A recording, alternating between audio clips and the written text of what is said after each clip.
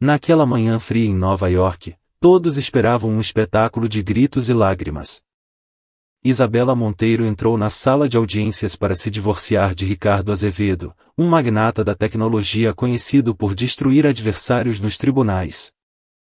Os advogados dele estavam prontos, os papéis empilhados, o desfecho parecia previsível. Um confronto. Uma guerra. Mas nada disso aconteceu. Isabela sentou-se, ouviu tudo em silêncio e, para espanto geral, não discutiu uma única cláusula. Não pediu dinheiro, não exigiu bens, não fez perguntas. Em menos de 3 minutos, ela assinou tudo e se levantou. O silêncio foi tão pesado que parecia gritar. Ricardo sorriu, convencido de que havia esmagado a ex-esposa sem esforço. Para ele, aquela mulher calma era apenas fraca demais para lutar. O que ninguém naquela sala sabia era que aquele silêncio não era derrota. Era cálculo. E, algumas horas depois, o mundo descobriria que aquela assinatura não marcou o fim de Isabela e marcou o começo da queda de Ricardo. Ricardo Azevedo saiu da sala de arbitragem com a sensação de um homem que acabou de enganar o destino. O corredor de mármore parecia mais claro, o ar mais leve, e cada passo dele ecoava como um troféu invisível. Ele não parava de sorrir. Não era um sorriso de alívio, era um sorriso de triunfo. Durante anos, Ricardo se preparara para aquele dia como quem se prepara para uma guerra longa e sangrenta. Esperava acusações, chantagens emocionais, lágrimas estratégicas. Esperava que Isabela Monteiro lutasse por cada centavo, por cada obra de arte, por cada metro quadrado do patrimônio que haviam construído juntos. Mas ela não lutou. Ela simplesmente assinou. Para Ricardo, aquilo só podia significar uma coisa: Isabela finalmente aceitara seu lugar. Dentro do elevador espelhado, ele ajeitou o paletó caro e observou o próprio reflexo. Parecia mais jovem. Mais poderoso.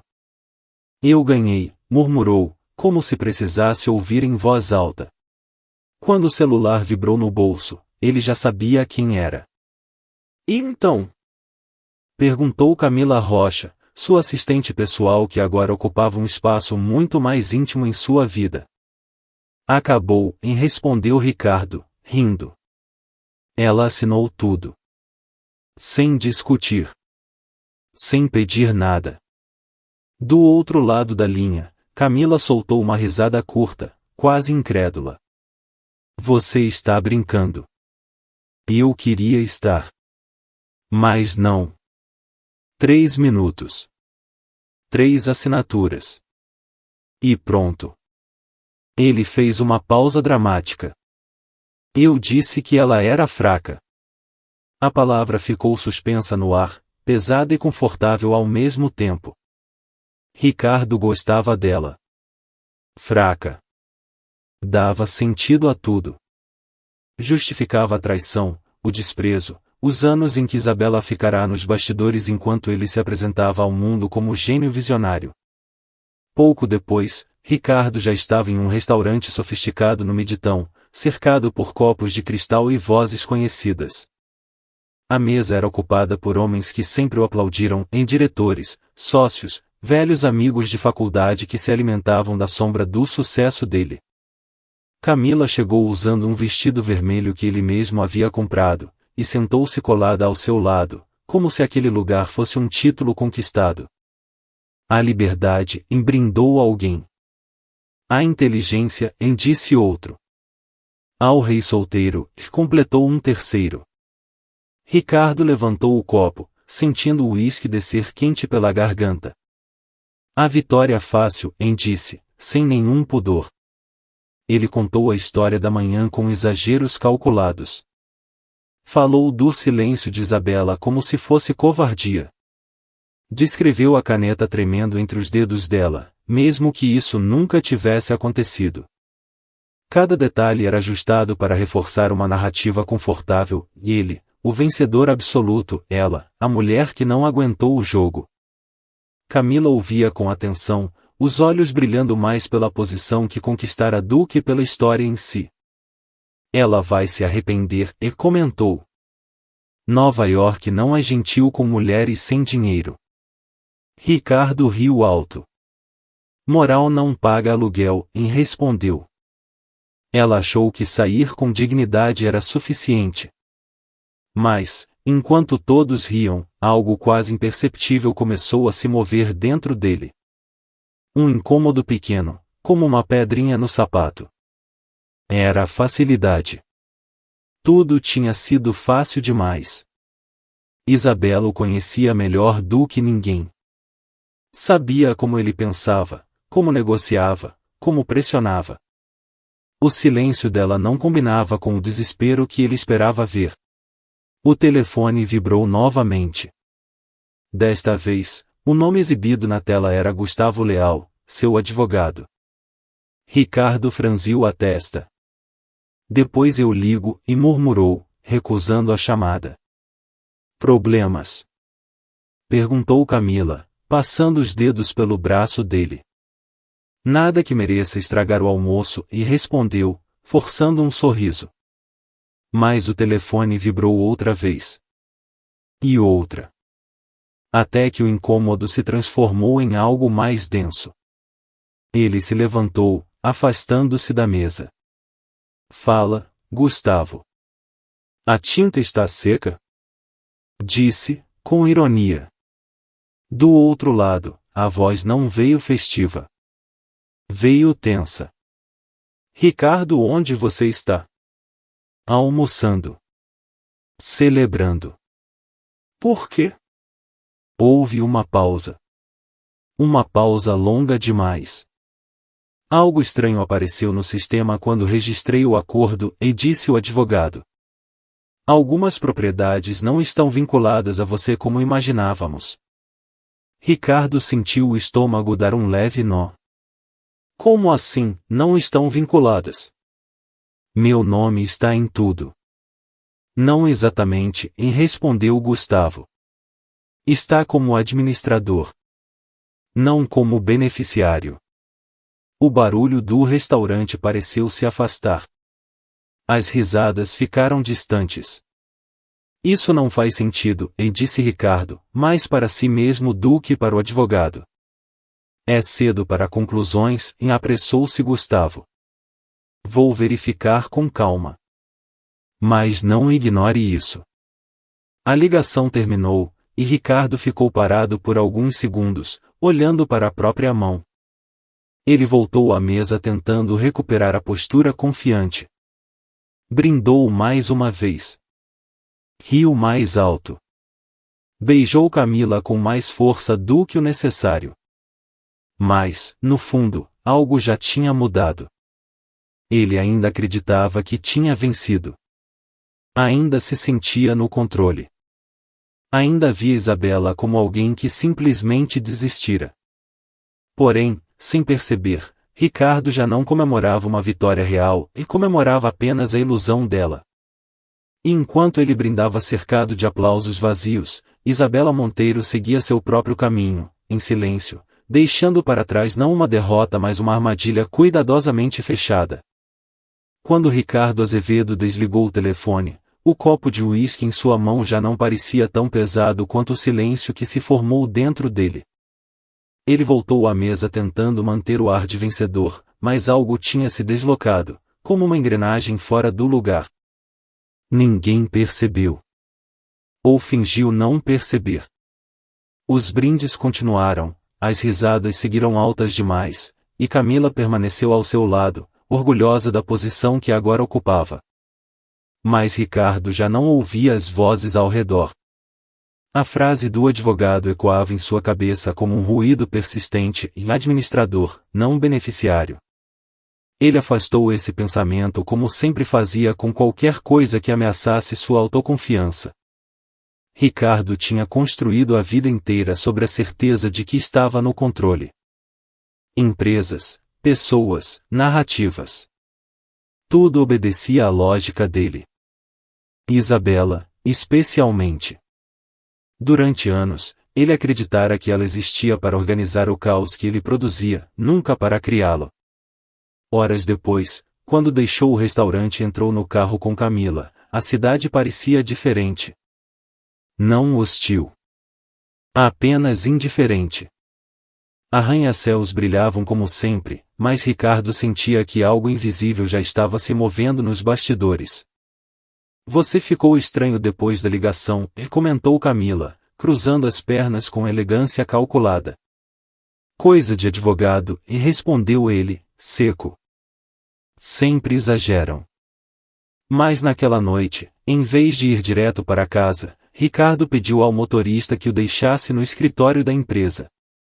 Precisava ver tudo com os próprios olhos. Precisava sentir o território sob os pés. O prédio da Azevedo Tech estava quase vazio. Luzes frias, corredores silenciosos, o cheiro familiar de café velho e ambição. Ele passou o crachá, entrou no elevador e subiu sozinho até o último andar. A sala envidraçada, que sempre fora seu trono, o aguardava intacta. Pelo menos à primeira vista. Ricardo sentou-se na cadeira giratória e abriu o laptop. Acessou os arquivos patrimoniais, os registros internos, os contratos que ele raramente lia por inteiro. Sempre delegara isso a Isabela. Você é melhor com detalhes, dizia, como se fosse um elogio. Agora, pela primeira vez em anos, ele leu. E cada linha parecia puxar o chão debaixo de seus pés. As propriedades não estavam no nome dele. Nem no da empresa.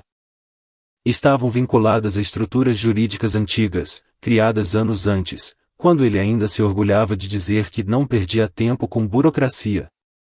Trusts, holdings, cláusulas silenciosas.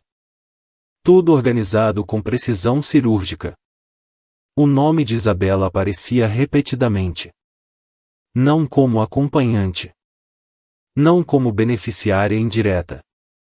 Mas como titular. Ricardo fechou o laptop com força.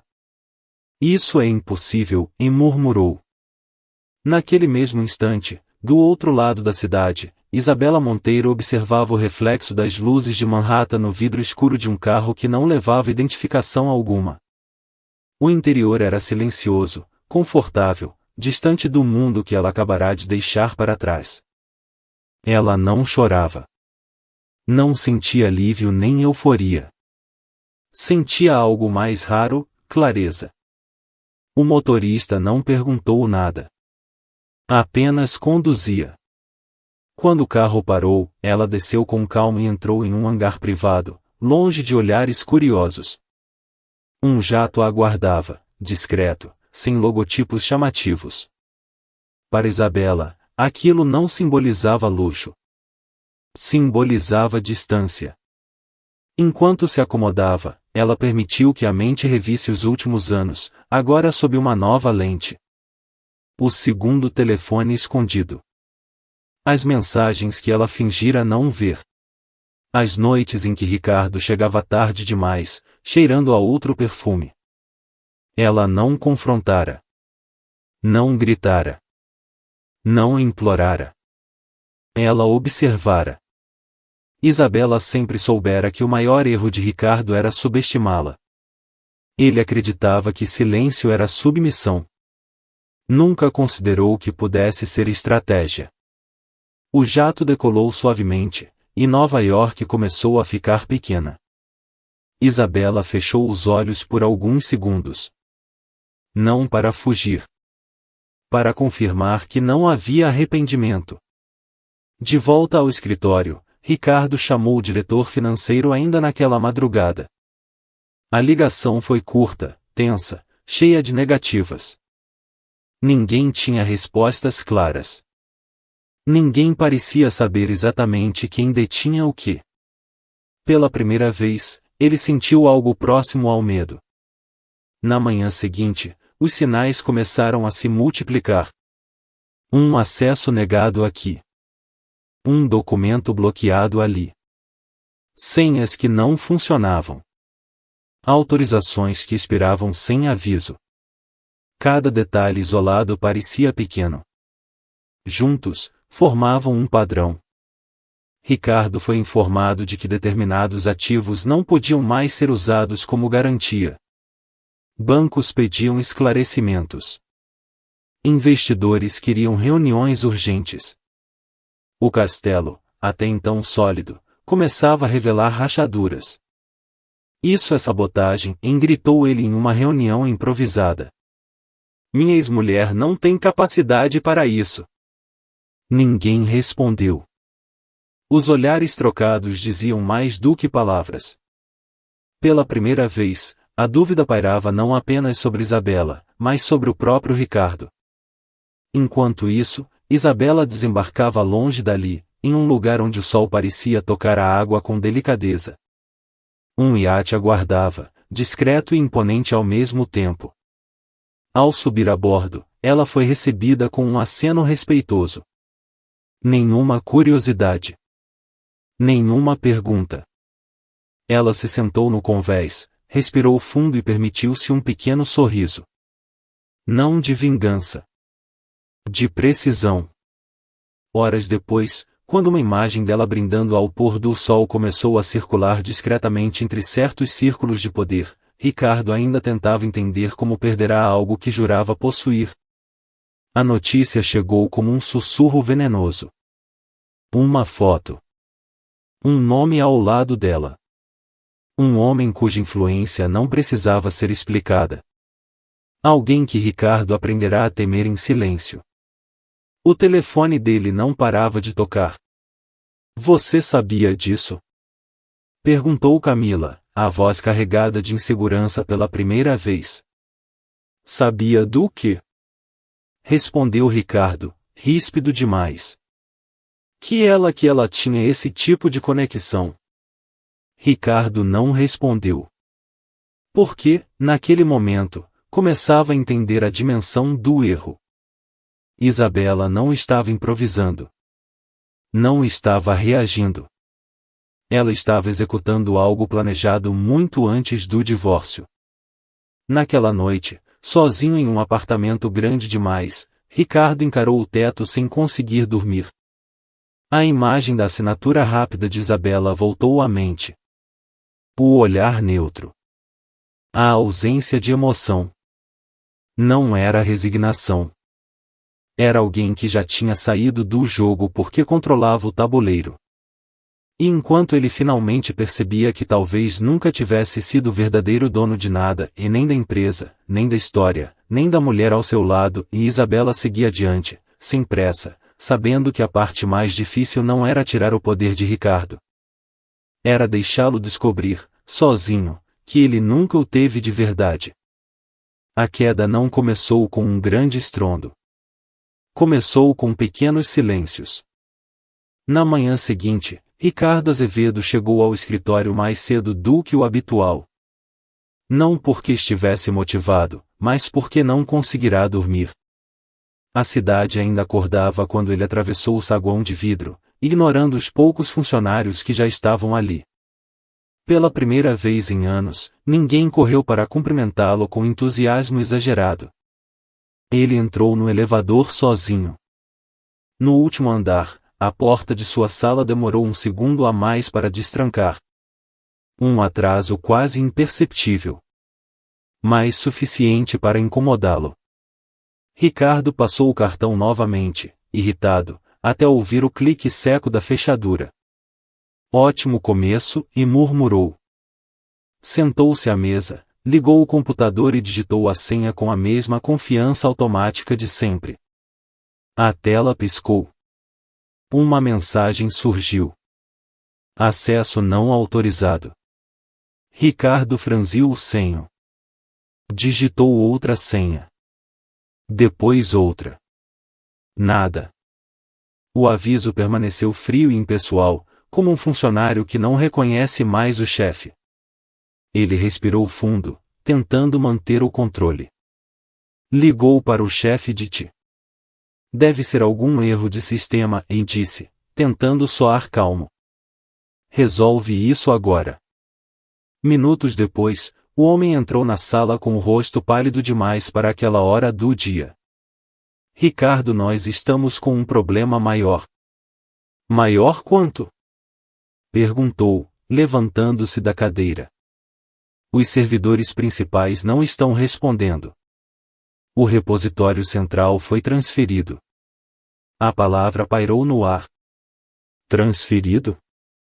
Ricardo repetiu. Como assim, transferido? As permissões administrativas foram alteradas hoje cedo. Nós não temos mais controle total. Ricardo sentiu um calor subir pelo pescoço. Isso é impossível. Eu sou o administrador. O técnico engoliu em seco. O sistema não reconhece mais o senhor como titular principal. Foi ali que a realidade começou a rachar. Ao longo da manhã, os problemas se acumularam como dominós caindo em sequência. Atualizações não podiam ser lançadas. Contratos digitais ficaram inacessíveis. Plataformas de teste pararam de funcionar sem explicação. Cada departamento ligava com uma urgência diferente, e nenhuma resposta parecia suficiente. Onde está o código-fonte? Por que os backups não respondem? Quem autorizou isso? Ricardo gritava, ameaçava, exigia nomes. Mas não havia culpados claros. Apenas sistemas que, de repente, não obedeciam mais. Enquanto isso, do outro lado do mundo corporativo, investidores começavam a ligar. Bancos pediam esclarecimentos. Um deles, mais direto, fez a pergunta que Ricardo evitava ouvir. Esses ativos ainda estão disponíveis como garantia? Ricardo prometeu retornar a ligação. Não retornou. Ao meio-dia, o diretor financeiro entrou na sala sem bater. Precisamos conversar, e disse, a voz baixa, quase respeitosa demais. Ricardo não gostou do tom. Se for mais um problema técnico, resolva. Não é técnico, respondeu o homem. É estrutural. Ele colocou alguns documentos sobre a mesa. Ricardo reconheceu as pastas. Eram relatórios que ele nunca lera com atenção. Trusts. Holdings. Estruturas legais antigas. Essas propriedades, começou o diretor. Elas não pertencem mais à empresa. Nunca pertenceram, na verdade. Ricardo sentiu o estômago afundar. Você está dizendo que eu não posso usá-las como garantia? Estou dizendo que os bancos já sabem disso. O telefone tocou novamente.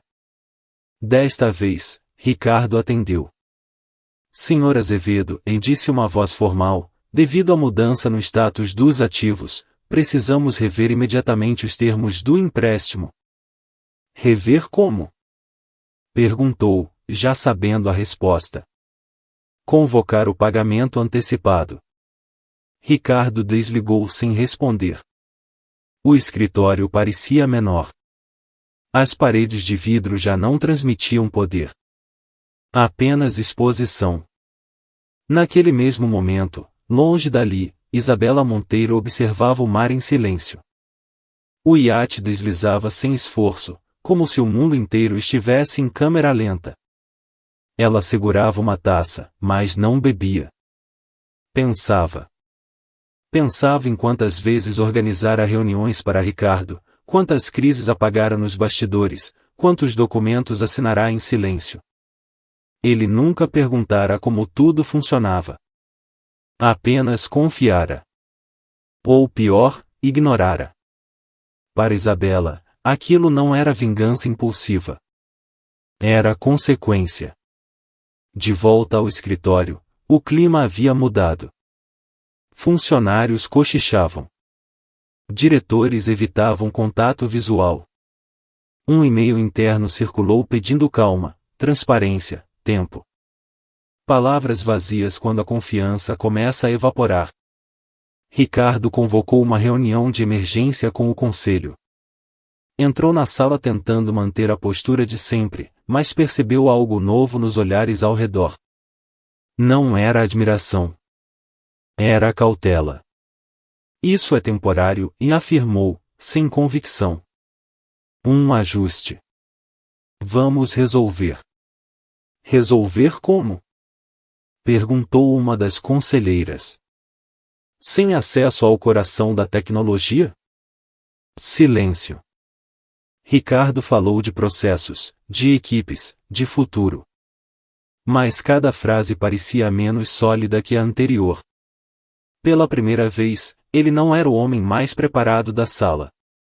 Horas depois, uma notícia vazou. Pequena. Um sussurro em círculos seletos. Uma foto. Isabela em um iate. Um nome ao lado dela. Alguém que não se associava a fracassos. A reação foi imediata. Isso é verdade? Perguntou alguém do conselho. Você sabia disso? Questionou outro. Ricardo negou. Negou com força demais. Mas a dúvida já estava plantada. No fim do dia, quando os números mostraram que a empresa estava, na prática, paralisada, a ficha caiu. Sem o código, sem os ativos, sem as garantias, não havia como sustentar a operação por muito tempo. A empresa, avaliada em centenas de milhões, tornará-se um corpo sem alma. Ricardo ficou sozinho na sala depois que todos saíram. Sentou-se na cadeira, exausto, olhando para a cidade que antes parecia se curvar a ele. Agora, Nova York seguia indiferente. Ele pensou em Isabela. No silêncio dela. No olhar calmo ao assinar os papéis. Na forma como simplesmente se levantara e fora embora. Não tinha sido fraqueza. Tinha sido precisão. E enquanto Ricardo finalmente compreendia que perderá o controle de tudo em questão de horas, Isabela seguia adiante com a mesma serenidade de quem sabe exatamente quando apertar, e quando soltar, a engrenagem certa. A queda não tinha acabado. Ela apenas tinha começado a mostrar sua verdadeira velocidade. A notícia não chegou como um trovão. Chegou como um aviso seco, direto, impossível de ignorar. Ricardo Azevedo estava no meio de uma ligação tensa com um investidor quando o e-mail apareceu na tela do computador, convocação extraordinária do conselho, uma presença obrigatória. Ele sentiu um frio estranho percorrer a espinha. Aquilo não era comum. Reuniões emergenciais raramente traziam boas notícias, e ele sabia disso melhor do que ninguém. Ainda assim, entrou na sala de reuniões com o velho reflexo de autoridade. Ombros erguidos, passos firmes, olhar de quem acreditava que ainda podia controlar a narrativa. Mas algo estava diferente. As conversas cessaram quando ele entrou. Ninguém sorriu. Ninguém se levantou. Ricardo sentou-se à cabeceira por hábito. Ninguém o corrigiu. Ainda. A presidente do conselho pigarreou antes de falar. Precisamos discutir a situação atual da empresa, disse, com um tom neutro demais para ser tranquilizador. Ricardo começou a falar imediatamente. Explicou que os problemas técnicos eram temporários, que a reorganização de ativos fazia parte de uma estratégia antiga, que tudo seria resolvido em breve. Usou palavras grandes, frases ensaiadas, o mesmo discurso que tantas vezes funcionara. Mas, pela primeira vez, ninguém parecia convencido. Ricardo interrompeu um dos conselheiros. Neste momento, a empresa não tem acesso ao próprio produto principal. Os bancos estão suspendendo o crédito. Os investidores estão exigindo garantias que não podemos oferecer. Isso é um ataque, retrucou ele. Uma sabotagem pessoal. Não importa o nome, respondeu a presidente do conselho. O resultado é o mesmo. Houve um silêncio pesado. Um daqueles que não pedem permissão. Precisamos votar, e ela continuou. Sobre a permanência da atual liderança. Ricardo sentiu o sangue pulsar nos ouvidos. Votar? Repetiu, incrédulo. Eu fundei esta empresa. E agora ela está à beira do colapso, respondeu outra conselheira, sem elevar a voz. O voto foi rápido. Rápido demais. Mãos se levantaram ao redor da mesa, uma após a outra. Nenhuma hesitação. Nenhum olhar cúmplice. O Conselho decide pela destituição imediata de Ricardo Azevedo do cargo de CEO e anunciou a presidente. As palavras ecoaram como um veredicto. Ricardo permaneceu sentado por alguns segundos, tentando entender o que acabará de acontecer. Ele quis rir. Quis gritar. Quis negociar. Mas não havia espaço para isso. Segurança irá acompanhá-lo para recolher seus pertences pessoais, completou ela, com uma formalidade quase cruel. 2 homens que ele conhecia e funcionários cuja remuneração ele mesmo aprovara e aproximaram-se. Não tocaram nele, mas a mensagem era clara. Ricardo levantou-se, o rosto vermelho, o maxilar travado. Pegou uma caixa de papelão improvisada e colocou dentro alguns objetos, um porta-retratos com uma foto antiga, uma caneta cara, documentos que agora não significavam nada. Ao atravessar o corredor, sentiu olhares sobre si. Não de pena. De distância. O império havia ruído, e ninguém queria estar perto dos escombros. Lá fora, o dia seguia normal demais.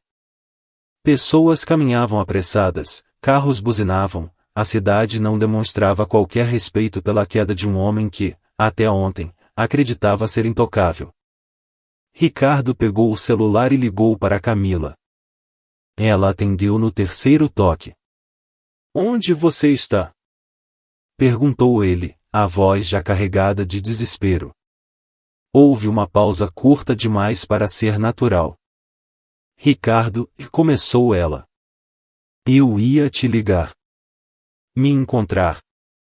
Agora. Do outro lado, Camila respirou fundo.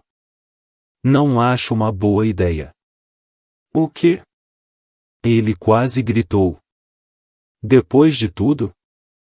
Depois de tudo é justamente o problema, e respondeu ela, finalmente. As notícias estão em todo lugar. Investigação. Bloqueio de contas. Eu preciso me proteger. Proteger de mim? Perguntou ele, incrédulo. De tudo isso, e disse ela. Não me liga mais. A chamada caiu. Ricardo ficou olhando para a tela apagada. Aquela mulher, que até ontem falava de futuro, viagens e luxo, agora desaparecia sem sequer fingir lealdade. Ele entendeu, tarde demais, que Camila nunca estivera ali por ele. Estivera pelo poder que ele representava. E esse poder não existia mais. Nas horas seguintes, a vida de Ricardo começou a se desfazer em camadas. Contas congeladas. Cartões recusados. Um aviso formal informando que ele não tinha mais acesso ao apartamento corporativo. Até o carro, registrado em nome da empresa, deixou de responder ao aplicativo. Acesso negado, e dizia a tela, indiferente. Ricardo chutou a porta do carro, sentindo a dor subir pela perna. Não era apenas raiva. Era incredulidade. Tudo estava acontecendo rápido demais. Enquanto isso, a quilômetros de distância, Isabela Monteiro acompanhava as notícias sem emoção visível. O iate seguia estável, o mar calmo demais para refletir o caos que se espalhava em Nova York. Ela recebeu uma mensagem curta, objetiva. E está feito. Isabela fechou os olhos por um instante. Não em comemoração. Em encerramento. Uma etapa terminava ali. Ela sabia que, para homens como Ricardo, a perda do poder era pior que a perda do dinheiro. Era a perda da identidade. E a prova disso veio rápido. Naquela noite, Ricardo tentou ligar novamente. 1, 2, 10 vezes. Nenhuma resposta. Mandou mensagens que iam da raiva ao pedido de desculpas em minutos.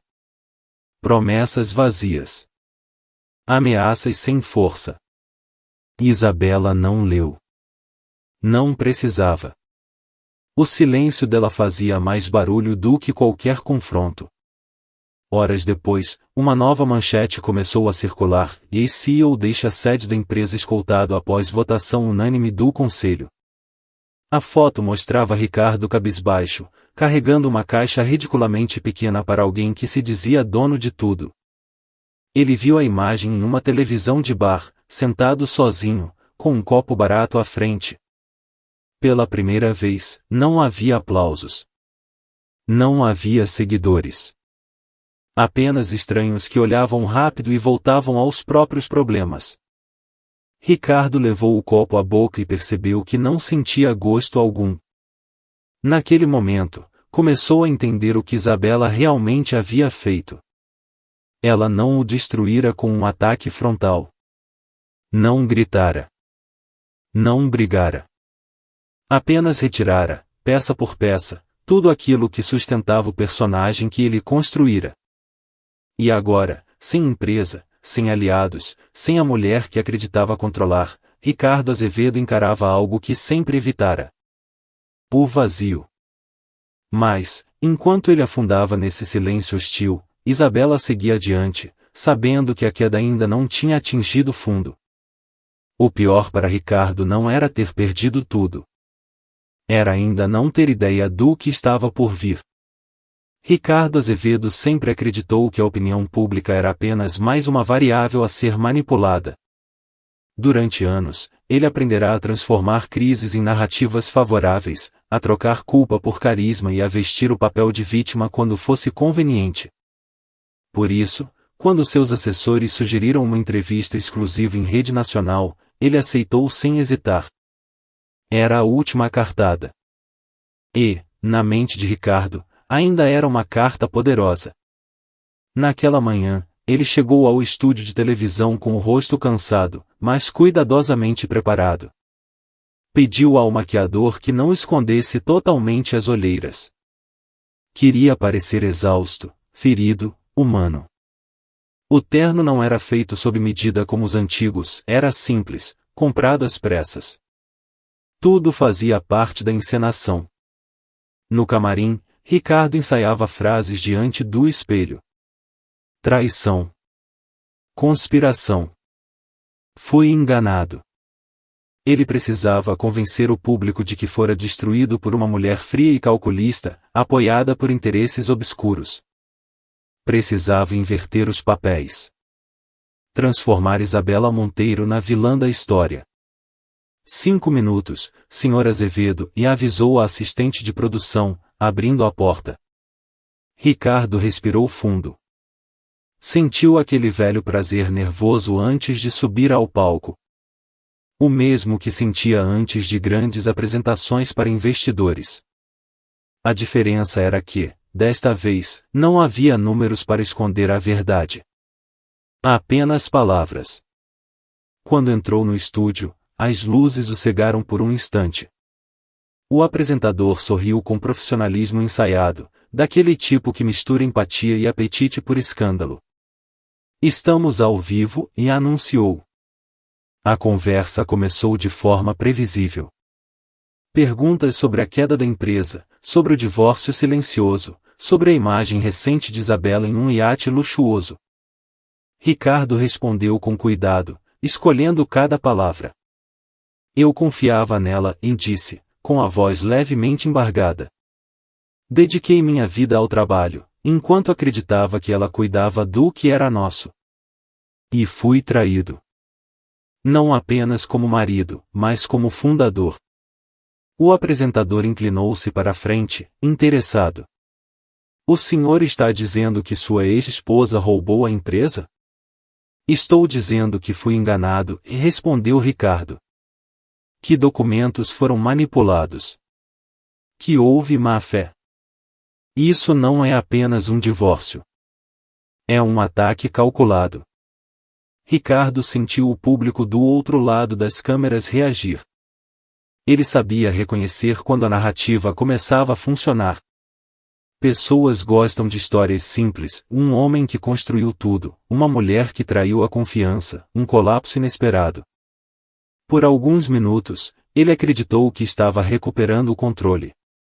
Então, algo mudou. O apresentador recebeu uma mensagem no ponto eletrônico. Sua expressão se alterou quase imperceptivelmente. O sorriso diminuiu. O tom ficou mais cauteloso. Senhor Azevedo, disse ele, acabamos de receber um material que chegou à produção momentos antes da transmissão. Ricardo sentiu um arrepio subir pela espinha. Que tipo de material? Perguntou, tentando manter a compostura.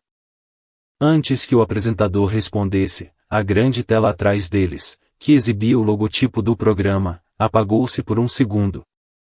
O estúdio mergulhou em um silêncio confuso. Murmúrios surgiram fora de câmera. O que está acontecendo? Ricardo perguntou, virando-se. A tela voltou a acender. Mas não mostrava mais gráficos nem manchetes. Mostrava uma onda sonora. Um arquivo de áudio. Isso é algum erro? Disse Ricardo, levantando-se meio centímetro da cadeira. O apresentador não respondeu. Ele também parecia surpreso. Então, a voz ecoou pelo estúdio. Era a voz de Ricardo. Mas não aquela voz controlada e ensaiada. Era uma voz mais antiga. Desleixada. Arrogante. Esses investidores são fáceis demais, dizia a gravação. Um pouco de jargão técnico e eles assinam qualquer coisa. O sangue fugiu do rosto de Ricardo. Isso é falso. Gritou. Isso é manipulação. Mas a gravação continuou. O código? Não fui eu que escrevi tudo, e a voz ria. O gênio era outro. Mas ele não está mais aqui para reclamar. Um murmúrio atravessou o estúdio como uma onda. O apresentador empalideceu. Quem é o outro? Perguntou, a voz agora séria demais para ser apenas televisiva.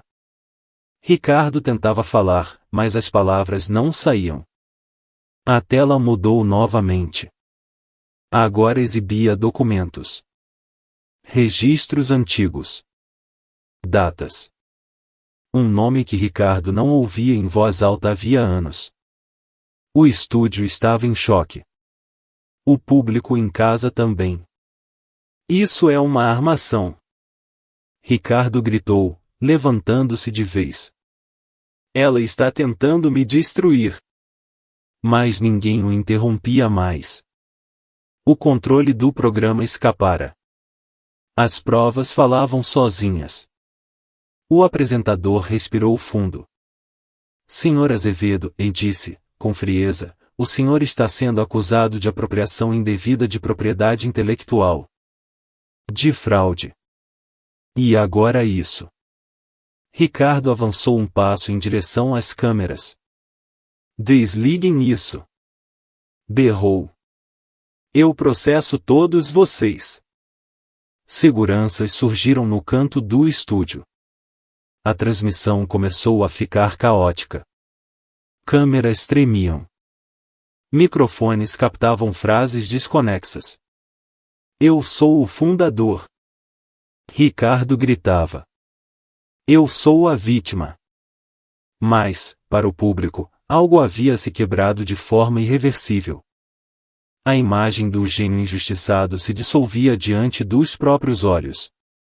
Quando finalmente o tiraram do palco, a transmissão ainda estava no ar. Milhões de pessoas assistiam à queda em tempo real. Minutos depois, do outro lado do mundo, Isabela Monteiro acompanhava tudo em silêncio. Estava sentada confortavelmente, observando a tela com a mesma serenidade de quem assiste a uma previsão do tempo se cumprir. Ela não sorriu. Não celebrou. Apenas respirou fundo. Para Isabela, aquele não era o momento da vitória. Era o momento da verdade. O telefone ao lado dela vibrou uma única vez. Uma mensagem curta, objetiva. Exibição concluída. Ela desligou a tela. Ricardo Azevedo saiu do estúdio pelos fundos, sob flashes e perguntas que não queria responder. Seu celular vibrava sem parar, ligações perdidas, mensagens desesperadas, avisos jurídicos. O mundo que ele conhecia começava a desabar de forma pública e irreversível. Naquela noite, as manchetes não falavam mais de divórcio. Falavam de investigação. De fraude. De mentiras antigas vindo à tona. Ricardo sentou-se sozinho em um quarto escuro, o terno jogado sobre a cadeira, o nó da gravata desfeito. Pela primeira vez, não havia discurso que o salvasse. Não havia narrativa possível. Ele finalmente compreendeu algo que Isabela sempre soubera. Algumas verdades não precisam ser gritadas. Basta colocá-las sob a luz certa. E, naquele dia, diante de milhões de espectadores, Ricardo Azevedo perdeu a última coisa que ainda acreditava controlar, a própria história. A queda de Ricardo Azevedo não terminou quando as câmeras se apagaram. Naquela noite, depois do escândalo transmitido ao vivo, ele acreditou, por alguns minutos desesperados, que ainda poderia fugir. Não da culpa, mas das consequências imediatas. Sempre fora assim. Quando o cerco apertava, Ricardo procurava uma saída lateral, um atalho invisível que só ele conhecia. Ele entrou em um carro alugado sob nome falso e dirigiu por horas, evitando estradas principais. A cidade ficou para trás.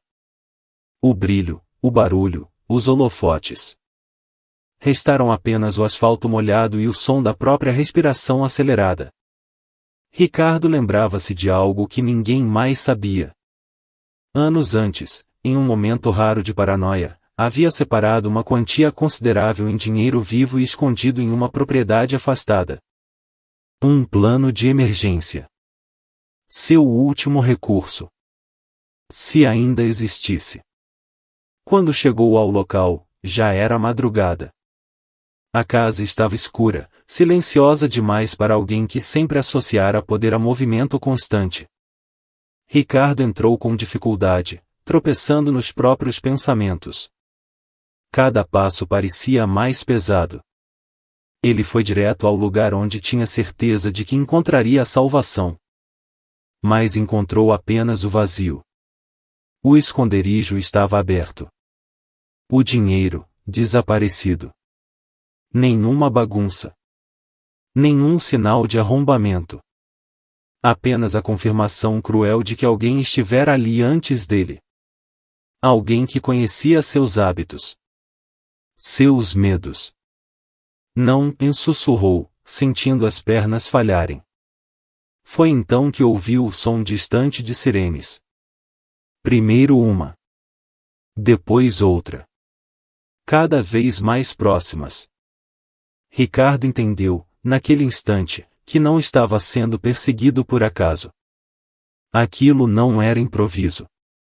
Era o último movimento de um plano muito maior do que ele. Quando as luzes vermelhas e azuis iluminaram a fachada da casa, Ricardo não correu. Não havia mais para onde ir. Ele saiu com as mãos erguidas, o rosto abatido, os olhos vazios de qualquer ilusão restante. A prisão foi rápida. Silenciosa. Sem discursos. Dias depois, as acusações se acumulavam como camadas de concreto, fraude financeira, apropriação indevida de tecnologia, falsificação de documentos, obstrução de justiça. Cada revelação puxava a outra, e o castelo de mentiras desmoronava sem piedade. Nos tribunais, Ricardo já não era tratado como gênio. Era tratado como exemplo. O julgamento não teve a aura dramática que ele imaginara. Não houve aplausos nem gritos. Apenas fatos. Registros. Provas que se encaixavam com precisão desconfortável. Pessoas que ele descartara ao longo da vida agora eram testemunhas contra ele. Quando a sentença foi lida, Ricardo permaneceu em silêncio. Anos de prisão. O som do martelo ecoou como um ponto final. Enquanto isso, longe dali, Isabela Monteiro acompanhava tudo com a mesma postura que mantivera desde o início. Ela não apareceu no tribunal. Não fez declarações. Não comemorou. Para ela, o processo não era sobre humilhação pública. Era sobre correção. Meses se passaram. Ricardo adaptou-se à rotina rígida da prisão com dificuldade. O homem que antes comandava reuniões milionárias agora seguia ordens simples. Horários. Filas. Silêncio imposto. O poder evaporara completamente. O mais cruel, porém, não era a perda do conforto. Era a irrelevância. Cartas que ele escreveu nunca foram respondidas. Pedidos de contato foram ignorados. O mundo seguiu sem ele. Certo dia, sentado em uma sala comum, Ricardo viu uma reportagem passando na televisão antiga fixada na parede.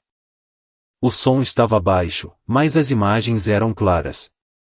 Isabela Monteiro surgia em um palco discreto, elegante. Não falava de passado. Falava de futuro. De ética.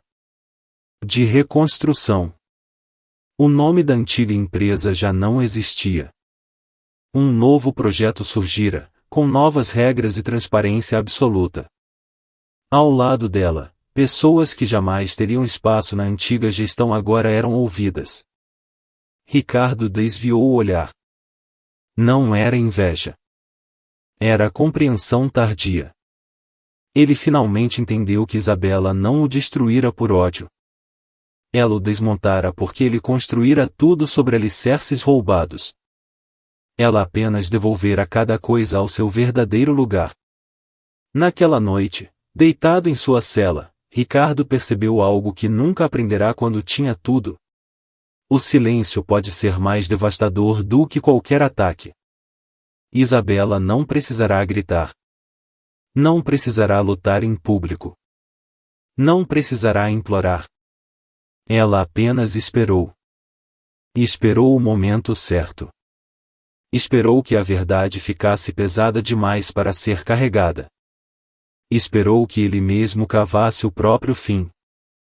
E enquanto Ricardo Azevedo cumpria sua pena, esquecido pelo mundo que um dia o aplaudiu, Isabela seguia adiante, livre não apenas do casamento, mas da sombra que ele projetara por anos.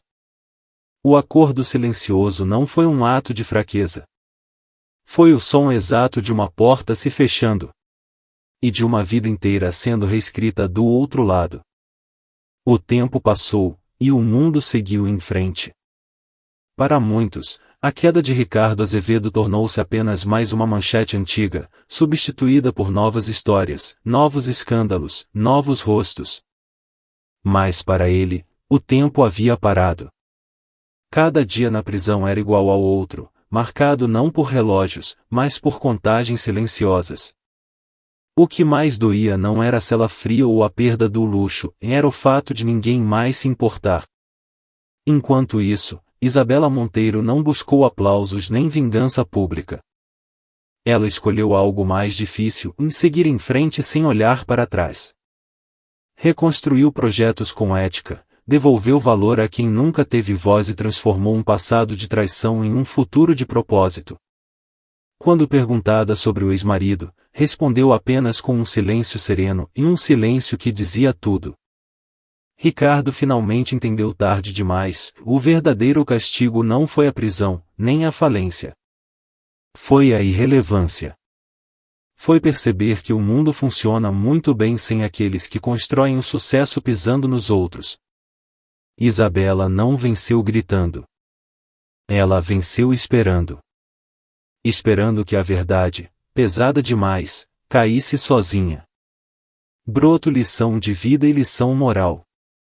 Nunca subestime quem permanece em silêncio. O silêncio não é fraqueza e muitas vezes é inteligência, estratégia e dignidade.